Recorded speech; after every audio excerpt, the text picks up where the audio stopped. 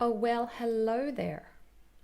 Today we want to have a look at the diphthong O. Let's make a start. Let's have a look at the diphthong O. The diphthong O contains of two vowel sounds. First, we have the schwa, our central vowel sound, and then we have another vowel sound, o. Let's have a look at both of them on the chart. Here you have our trapezium, our vowel chart. And if you've never seen this before and this looks a little bit foreign, make sure you watch my other video on the vowel chart introduction. I will link to it in this video. And you can see two axes here. We have a vertical axis. This shows the position of the tongue. It tells you if this is a high or low position of the tongue. And then we have the horizontal axis, and simply put, this shows you if the sound is formed more towards the front of the mouth, in the center, in the middle, or the back. If you want more detail, watch my other video. Let's have a look now where we can find our two vowel sounds that form the diphthong O on this chart. Now, here you have the vowel chart with all of the vowel sounds that we have in British English. And now see if you can spot the schwa, and also our other vowel sound, u. And here they are. I have highlighted them for you so you can find them easier. You can see that the schwa, because it is the mid-center vowel sound, is in the middle of the chart. And then we have u. And this is also called the near close, because it is nearly closed, near close and near back rounded vowel sound. Rounded because when we form it, and you have a look at my lips, you can see that they're fairly rounded. Now what's going to happen if we want to form our diphthong? We're going to start with the vowel sound our schwa, and then we're going to move in a smooth transition to the next vowel sound, o. And sometimes we also say we glide from one sound to the next, so they really become a new sound with movement.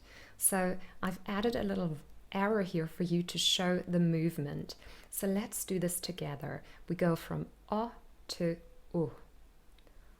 O. O to u. O. And then of course we would say this a little bit faster, and it becomes o. O. To o. O. O. And I'm sure you've heard this sound many times before, because it is also the name of the letter O. For example, if you were to spell the emergency message SOS, maybe you remember the ABBA song, it is SOS, and O is the diphthong O. Then of course we have a lot of words containing this diphthong. For example, oh. Yeah, just when we have this exclamation like, oh. You can have a lot of different intonations, of course. So, oh, and also hello. Hello. So here we have another O sound. And also in the exclamation, whoa, when you show surprise or shock, whoa. There's another O sound here at the end. And of course, no, no, a clear O sound as well. So here are already some examples. Let's have a look at a few more examples. First of all, some words with O where the spelling is also O. Here we have, for example, open, won't. This is the contracted form of will not, future simple. Hope, so. I'll repeat, and I would encourage you to repeat after me. Open, won't, hope, so. Wonderful. Let's have a look at the next group. Also, all of these words contain the diphthong O, but here the spelling is a little bit different. Here we have O-A. Let's practice. Boat, goat, coat. If you don't know what these words mean, make sure to look them up in a dictionary. I hope I've chosen simple words, but just in case, have a look at them. So one more time, repeat after me. Boat, goat, coat. Wonderful.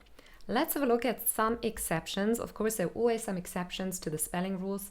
Sometimes the sound O can be represented through other letters and other spelling patterns. So here we have two words with the spelling OW, show, throw, and then a couple of other ones, although, a linking word, and shoulder, a body part. One more time. Show, throw, although, shoulder. Excellent. I can't hear you, but I'm imagining that you are repeating them and you sound fantastic. Now, something important to remember is that sometimes students see the spelling O and they confuse it with two other sounds, either the long O or the short O. So, for example, a long O sound, there's no movement in my mouth, it's just O. And that would be found in a word like more. So we don't say mo, of course, here. It's more.